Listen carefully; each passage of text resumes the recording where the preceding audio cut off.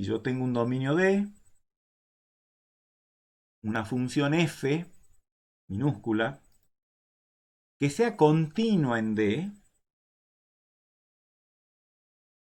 y que aparte cumpla que las integrales de f sean independientes del camino en D. O sea, eso que veíamos en la diapositiva anterior, que esta f lo cumpla en todo D. ¿Sí? Entonces, si yo elijo un punto cualquiera fijo, z0, y ya no lo no lo voy a cambiar de nombres, elijo un punto y lo dejo fijo. A ver, vamos viendo en el pizarrón, en otro pizarrón, qué es lo que nos está enunciando este teorema. Yo tengo en el plano complejo, tengo un dominio D, que es el dominio de definición de una función f, y digamos, esa función f es continua en D. Acá ya está dibujado el dominio D, ¿sí? Digamos, y la función f que va al plano W, pero me voy a concentrar más que nada en el plano Z, que es el que me interesa que analizamos. Y dice el enunciado, elijamos cualquier Z0 en D, y a partir de que está elegido ya no lo cambiamos más, Z0. Entonces esa sería la situación de lo que tenemos hasta el momento. Lo que me dice también hasta ahora el enunciado es que si yo elijo cualquier parejita de puntos dentro de D y trazo un contorno o dos contornos sin salirme de D entre esos dos puntos, las integrales de la función sobre esos contornos dan el mismo valor. ¿Sí? Eso es importante de tener en cuenta. Lo digo porque en base a esa función f y a z0, vamos a definir en D una nueva función f mayúscula definida de la siguiente manera: integral desde z0 hasta z de f de chi, diferencial de chi. Bueno, elegimos otra variable para la integración porque z ya es variable elegida para definir la función f. ¿Qué dice eso? Dice que si uno elige cualquier punto z dentro de D, como la integral es independiente del camino, en todo D, quiere decir que si yo trazo cualquier contorno desde z0 hasta z, ya sea ese o cualquier otro, siempre la integral sobre esos contornos van a tener todo un mismo valor, que es lo que simbolizamos como integral desde z0 hasta z de f de chi diferencial de chi. ¿Sí?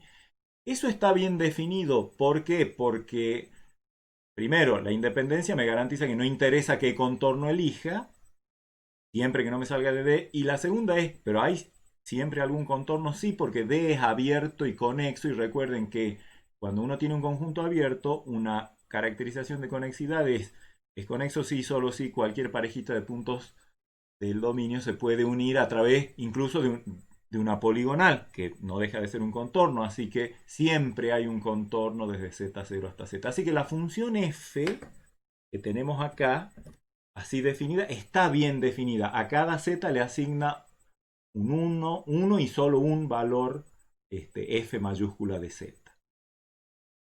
Resulta que esa f mayúscula de z, vamos a tener que demostrarlo, eso es lo que dice el teorema, es analítica en todo D.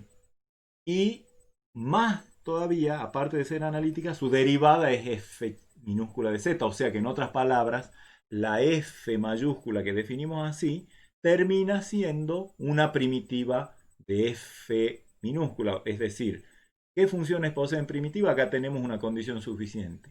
Si la función es continua y sus integrales son independientes del camino, tiene primitiva. Y acá tenemos una regla para definir esa primitiva. Entonces, nos tenemos que dedicar, por supuesto, a la demostración de este teorema. Ya vamos a volver a esta diapositiva, vamos a ir volviendo a medida que la demostración del teorema nos lo vaya pidiendo. ¿Cómo hacemos esa demostración? Acá tengo el enunciado tal cual estaba recién. Eh, lo conservo acá porque me interesa que se acuerdan cuál es la definición de la f mayúscula en base a la f minúscula y al z0 fijo tomado. Entonces, ¿qué es lo que tenemos que demostrar? Que esta función es analítica. Y no solo que es analítica, sino que su derivada es f minúscula de z.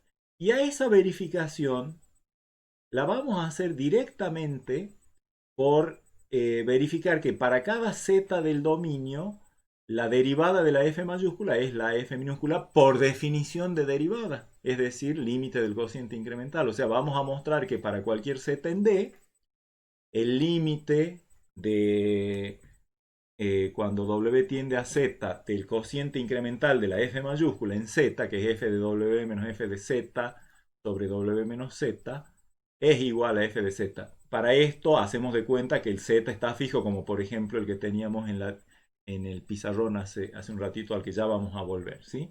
Entonces tenemos que demostrar que para cualquier z en D, el cociente incremental de f mayúscula en z existe, tiene límite, y ese límite vale precisamente f minúscula de z. Así que como tenemos que demostrar para todo z en D, tomamos un z en D, insisto, como ese que teníamos en el pizarrón hace un rato, ¿sí? Ese que está allí, o sea, z0 está fijo y no cambia jamás. Y ahora tomé un z arbitrario para ver que en él se cumple la existencia del límite del cociente incremental de la f mayúscula, así que ahora, a partir de ahora este z tampoco va a cambiar. Y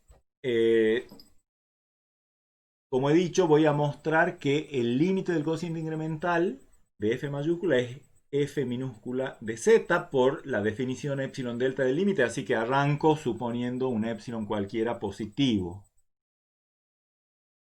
Y tendré que demostrar que para todo w suficientemente cerca de z, a distancia menor que algún delta, o sea, tengo que construir un delta tal que para todo w en el entorno del radio delta, en el reducido, el cociente incremental difiera de f chiquita de z en no más de epsilon. ¿Cómo hacemos eso? Por unas cuantas consideraciones. Por un lado, yo sé que el conjunto D es abierto.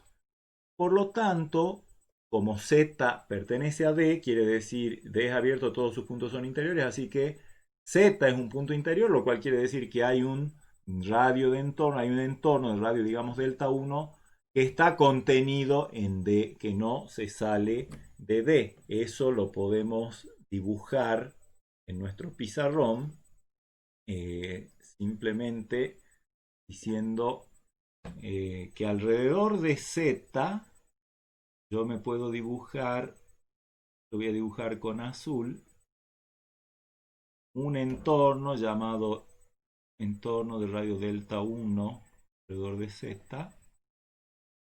Ese entorno está totalmente contenido en D, ¿sí? Todo el entorno. Ok. Entonces, eso lo tenemos. Por otro lado, la función es f minúscula, por hipótesis, fíjense, hipótesis del teorema fundamental del cálculo, es que f es continua en todo D, o sea que en particular es continua en Z. ¿Eso qué quiere decir?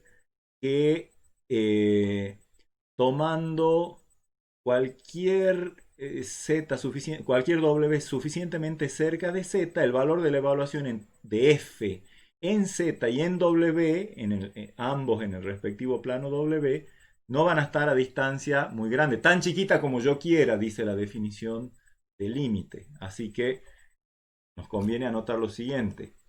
Uso la mitad del epsilon arbitrario que tomé, o sea, epsilon sobre 2, para decir que por la continuidad de f en z hay un entorno de radio delta 2 positivo, tal que cualquier w dentro del dominio que esté en el entorno de radio delta 2 alrededor de z, su evaluación de la f minúscula de w no está de la f minúscula de z a distancia mayor que epsilon sobre 2. Es decir, continuidad de f en z2 con el epsilon, en realidad la mitad del epsilon que tome. Hay un delta 2 tal que esto se cumple. O sea, f de w y f de z, para todo w suficientemente cerca de z, f de w y f de z en el plano w están a distancia menor que epsilon sobre 2.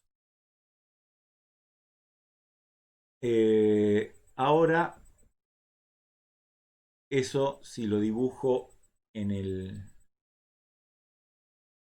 pizarrón, vendría a ser como, lo voy a dibujar en verde. Bueno, obviamente el delta 2 puede ser más grande o más chico que el delta 1. Hagamos de cuenta que es más chico, digamos así. Entonces yo sé que dentro de ese entorno de radio que está con verde, ¿no? Radio delta 2 alrededor de z.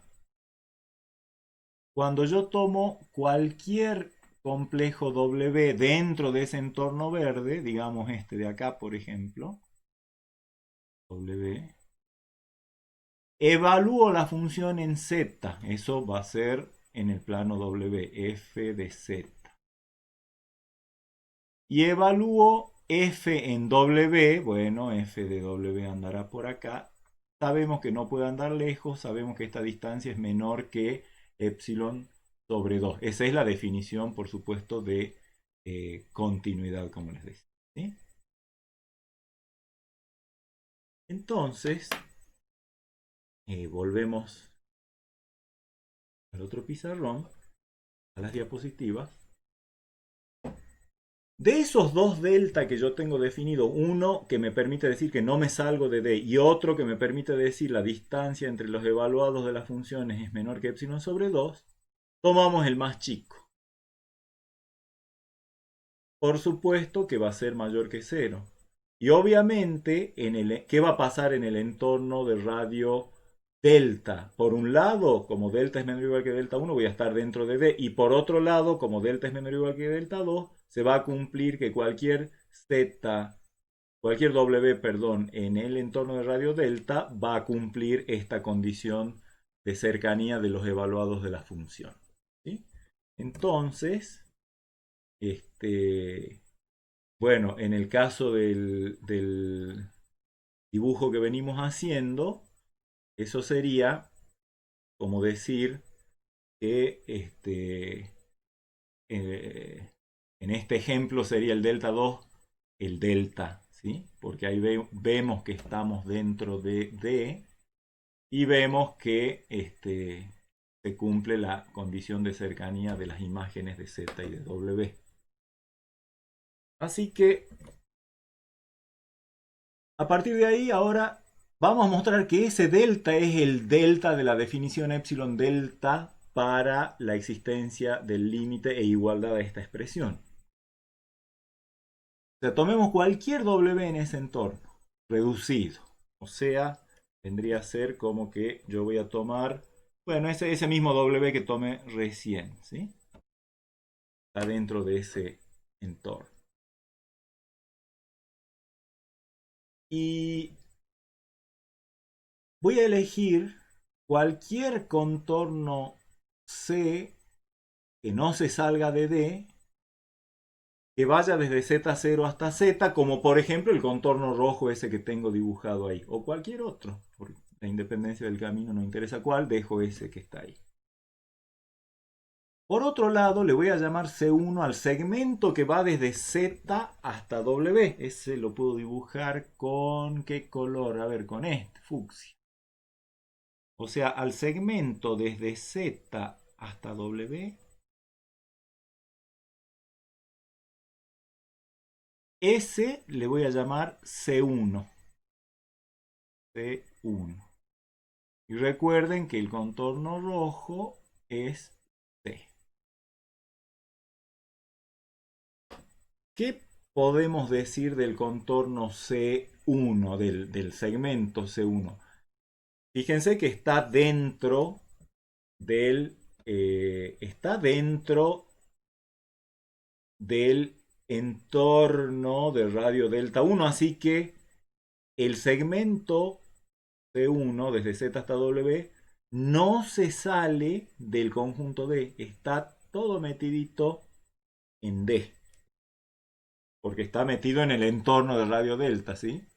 Recuerden que yo tengo un entorno, agarro dos puntos cualesquiera y más vale que el segmento entre esos dos no se sale del convexo ese, que es el entorno. Que ya sabemos que es un subconjunto de D, así que el segmento C1 está metido en D. Y con los segmentos C y C1, con este que elegí, el rojo, digamos, acá, en el pizarrón este, concatenado con el lila, que es el C1, voy a definir el segmento C2, que va a ser justamente la concatenación de C con C1. Como C es un contorno que no se sale de D y C1 tampoco, el C2, que es esa concatenación, no se va a salir de D, o sea, está contenido en D. Y aparte, C2, ¿cuál es el punto inicial y cuál es el punto final? Y bueno, clarísimo que el C2 empieza con todo lo que es C, o sea, empieza en Z0, recorre todo C, llega hasta Z y de ahí se va hasta W, o sea, termina en W. C2 es un contorno de Z0 hasta W. Así que fíjense que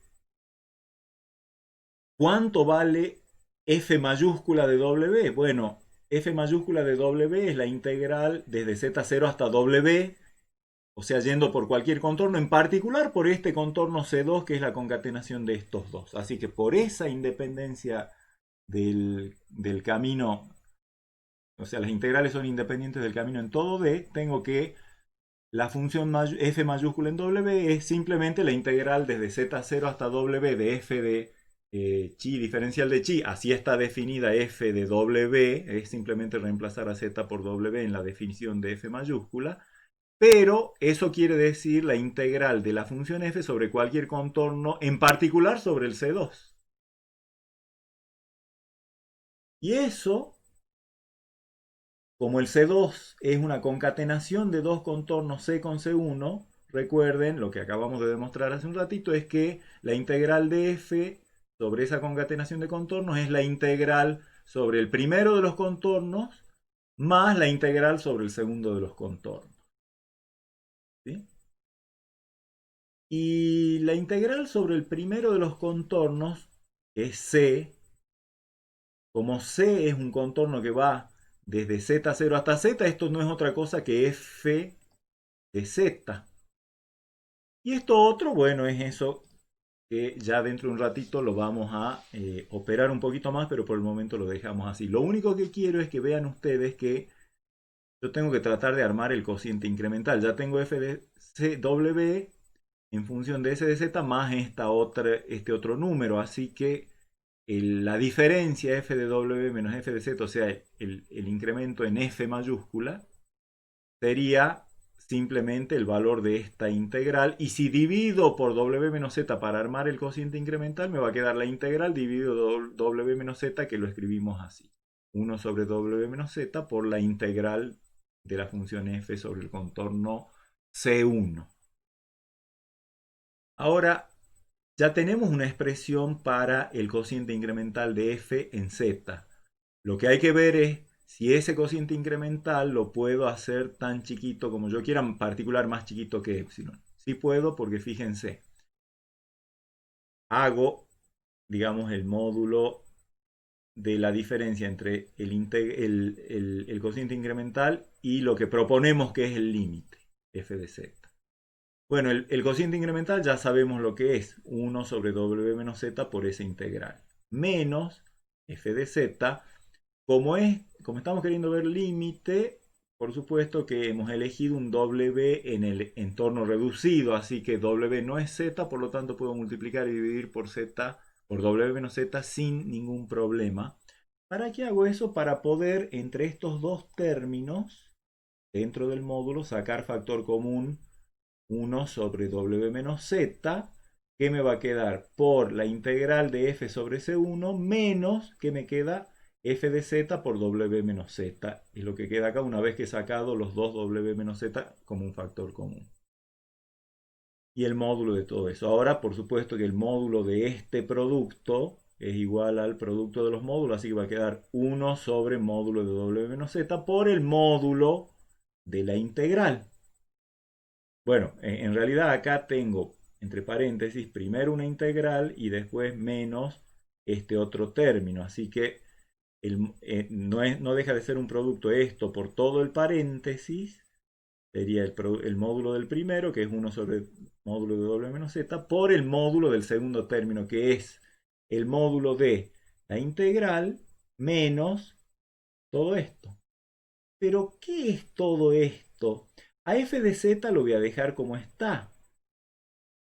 Y del primer ejemplo que hemos visto en esta clase, ¿se acuerdan cuando veíamos la integral de la función, cuando el integrando era 1, la función 1, constantemente 1, el valor de la integral, o sea, la integral de diferencial de z sobre un contorno era igual al punto final menos el punto inicial del contorno? Bueno, justamente acá tengo el w es el punto final de ¿qué contorno? Del C1.